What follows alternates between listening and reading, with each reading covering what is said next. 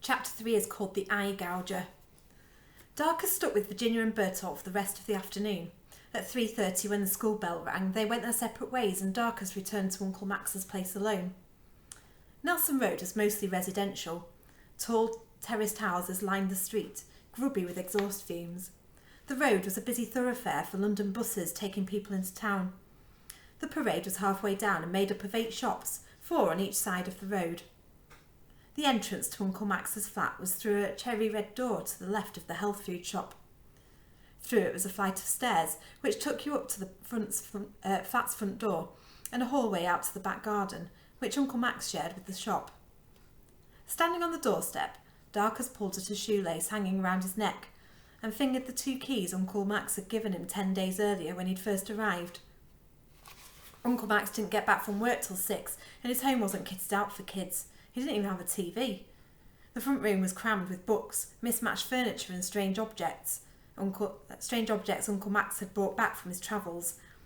Darcus felt out of place when his uncle wasn't there, and it was in those moments that he missed his father the most. He dropped the keys back inside the shirt. Instead of going inside, he crossed the road and sat down on the curb opposite, a little way from the bus stop and the bin. He looked at the shop next door to Mother Earth, which was boarded up. Half of a broken emporium sign hung down wonkily over the wood-covered windows.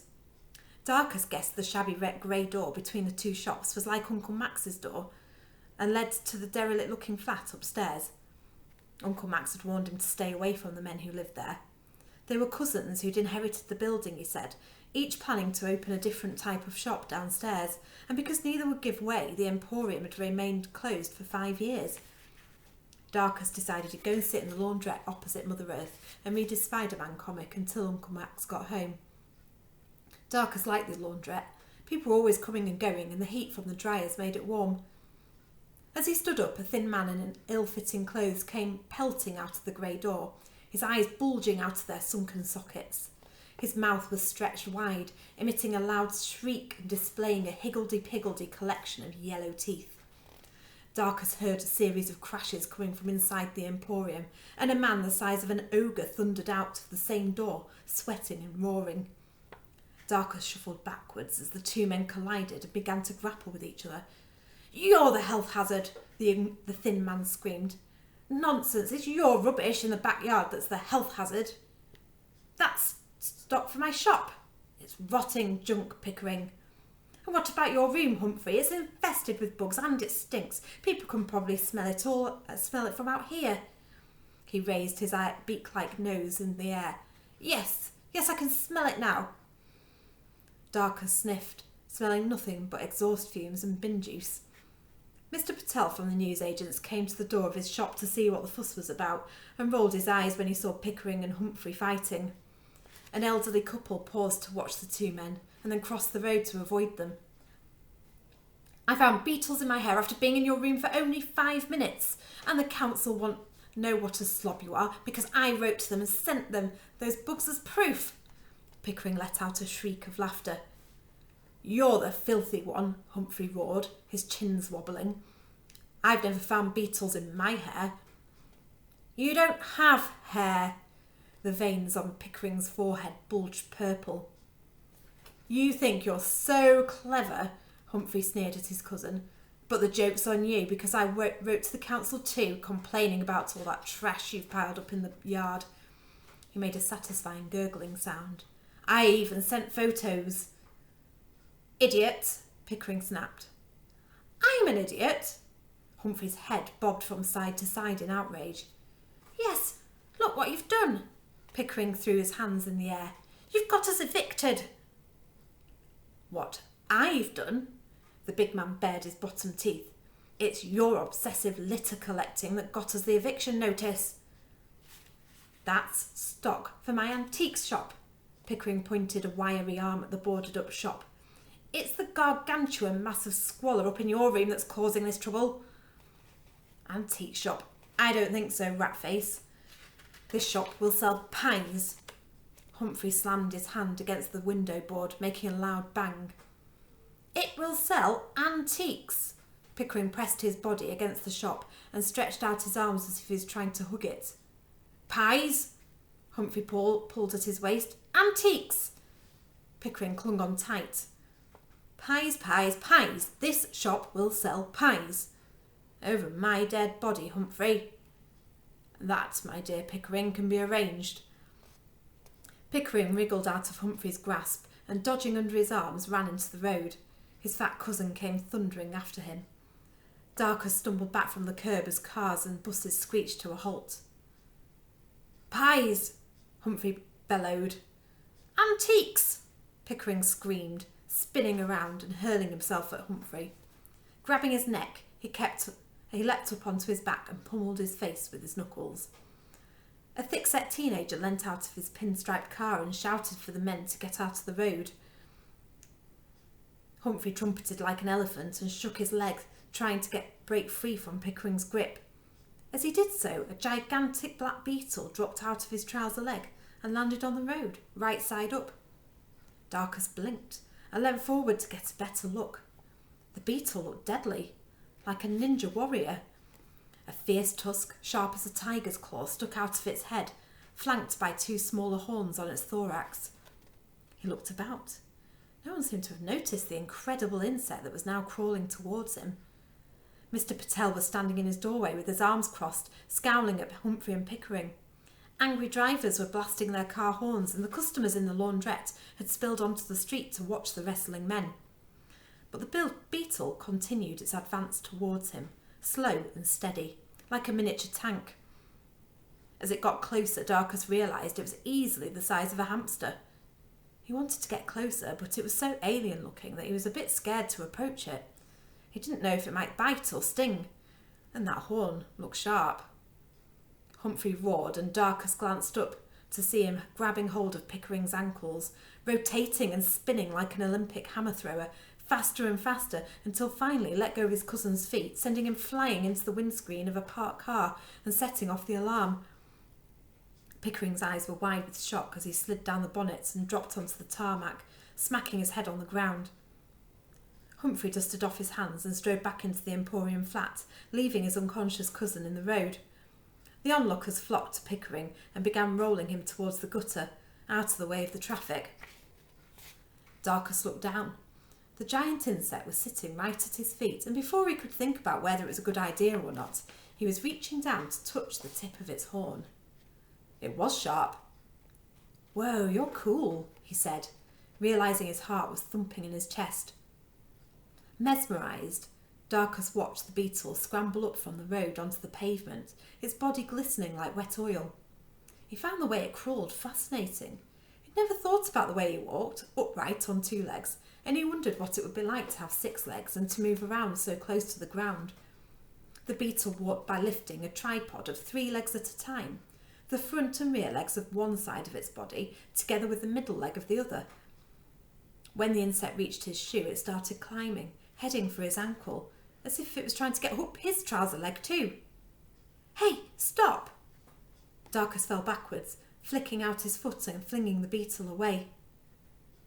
It landed on the pavement and paused like it was thinking. Darkus was astonished to see it lifting its hard outer wings and unfolding a second, semi-transparent, rust-coloured pair. It flew straight back to him. The giant beetle landed on his knee, clinging onto his trousers with its claws. Darkus yelped and shook his leg again, rolling back onto his elbows, but the beetle wouldn't let go. Beside the bin next to him was a cardboard box. Darkus grabbed it and, sitting up, knocked the beetle into the box with the back of his hand. Embarrassed, he looked round to see if anyone had seen him flailing on the floor, but everyone was crowded around the unconscious man on the other side of the road, discussing what they should do with him. Peering into the box, Darkus saw the beetle on its back, legs thrashing about frantically as it tried to get back on its feet. He immediately felt bad for hitting it. He reached in and flipped the poor creature the right way up. "I'm sorry, I hope I didn't hurt you," Darkus said softly. "It's just that you gave me a bit of a fright." The beetle scrambled into the corner of the box, pulling at the walls of its temporary prison with its front legs. "Calm down, little fella, I'm not going to hurt you." But the beetle kept tearing at the walls, so Darkus decided to set it free. Crouching down, he held the box on its side on the pavement. The beetle scurried out of the box, but instead of running away, It clambered onto Darcus's hand and stood still, looking up at him expectantly. It took a second for Darcus to realise he was okay with the beetle being on him.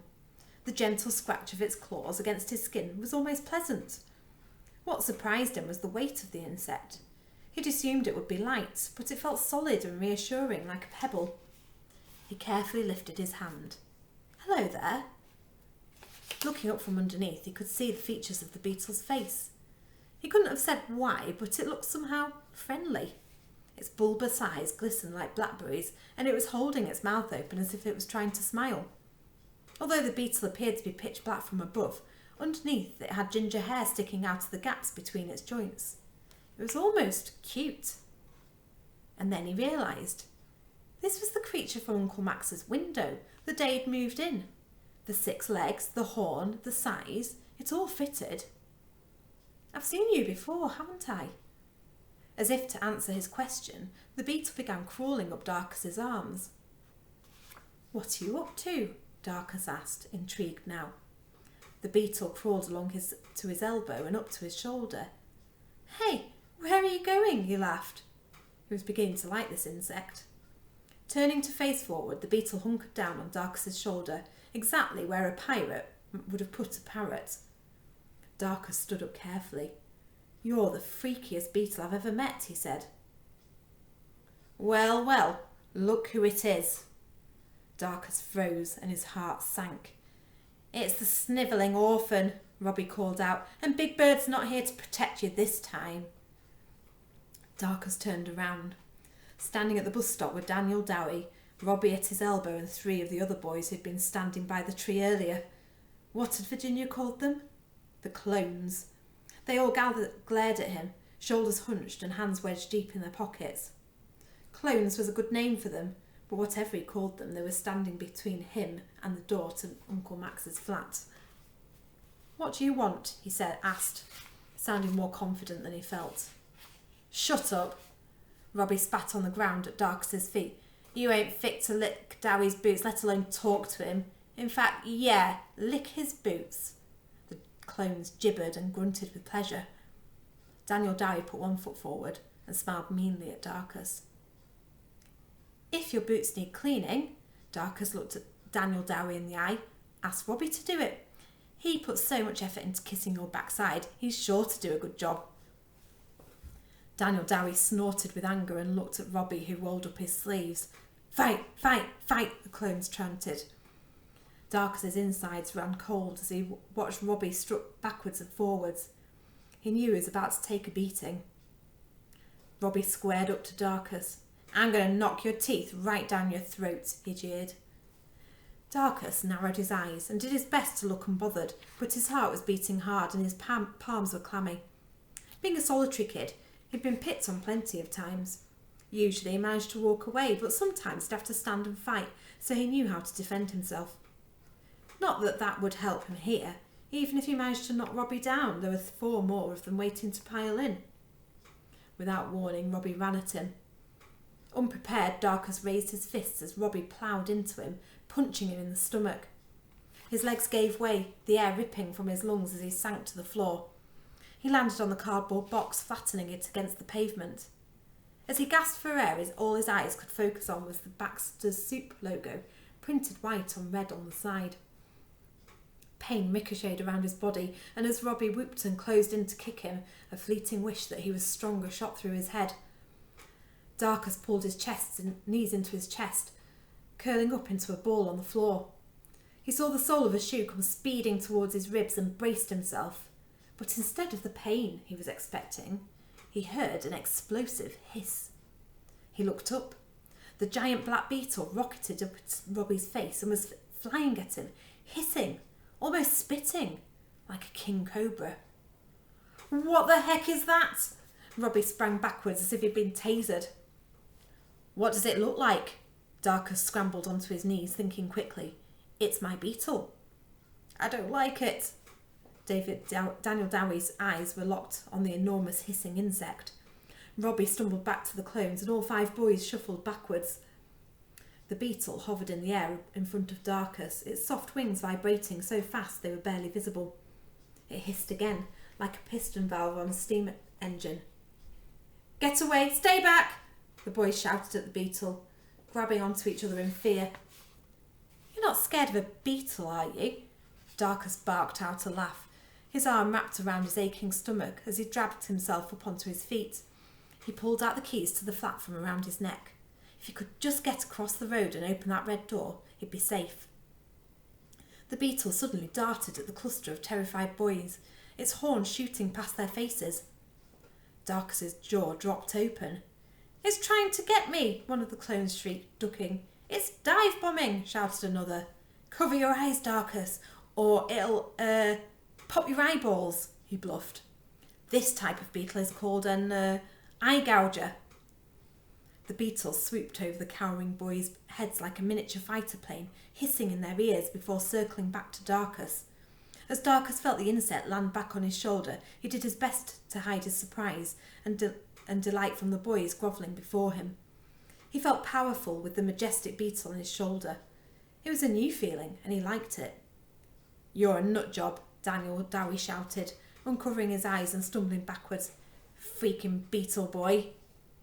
"Whatever you say," Darkus smiled, beginning to enjoy himself. "But the eye gouger and me, we're a team, see? And if you come near me again, we'll find out where you live, and my friend here will crawl through your letterbox in the middle of the night and pop your eyes while you're sleeping." "We ain't afraid of you, cockroach breath," Robbie called out from behind Daniel Dowie. "Talking to creepy crawly insects because you've got no friends. You even look like a beetle. Dirty, beady, bug-eyed loser." Darkus looked at his shoulder. The beetle was looking up at him, his mandibles waggling. Darkus nodded as if he understood. "Yes, eye gouger, Robbie has got juicy-looking eyes," he said loudly. "You're right." The boys turned on their heels and pelted away down the road. "Beetle freak!" shouted Robbie as he disappeared around the corner. Darkus snorted, half amused, half relieved, and turned away. The traffic was back to its usual ebb and flow. Pickering had gone, and the people washing their clothes had returned to the warmth of the laundrette. "Thanks," he said to the insect. "You just saved me from getting my head kicked in." He reached up and hesitatingly he stroked its wing cases. They were smooth like new plastic. As he stroked the beetle and looked into its blackberry eyes, he felt they connected somehow, like kindred spirits. Darkus shook his head. He was being weird. You couldn't be kindred spirits with a beetle, could you? He crouched down and placed the beetle on the flattened soup box. "There you go, little fella. You're free to go home now." The beetle didn't move. "What's the matter?" He gave it a little shove. "Go on." The beetle looked up at him. "Come on, I can't hang around here waiting for you to find your way home," Darkus said, standing up. "I've got homework to do." The beetle flew up and landed back on Darkus's shoulder. "What did you do that for?" Darkus frowned. "Do you want to come home with me?" The beetle opened its mouth like it had before, as if it was trying to smile at him. Darkus shrugged. "Well, if you're going to come home with me, you'll need a name, because I'm not calling you eye gouger." He looked at the soup box squashed under his feet. "Baxter's a pretty good name for a beetle. How about we call you Baxter?" The beetle bowed its horn. Darkus blinked, wondering if he was imagining things. "I'm going to take that to mean yes." The beetle opened its mouth, smiling. Darkus felt a spot of rain hit his head and suddenly became aware that Mr. Patel was standing in the doorway of his shop, watching him have a conversation with an insect. He waved awkwardly, shook his head, and crossed the road. Maybe he was losing his marbles. I mean, talking to a beetle. It's not like it could understand him.